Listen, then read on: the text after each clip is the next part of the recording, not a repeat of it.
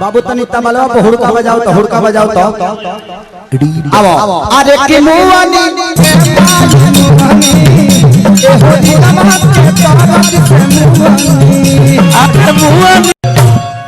लइकवा कहता अरे तहारा तो धइले बाटे नेट के बीमारी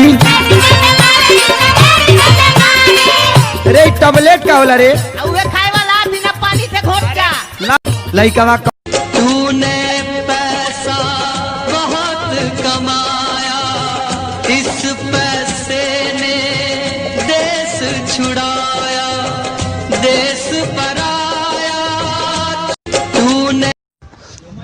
आई लव यू। अच्छा, कितना प्यार करता है मुझसे? शाहजहां जितना। ओ, तो फिर ताजमहल कब बना रहा है? जमीन ले लिए, तेरा मरने का वेट कर रहा हूँ।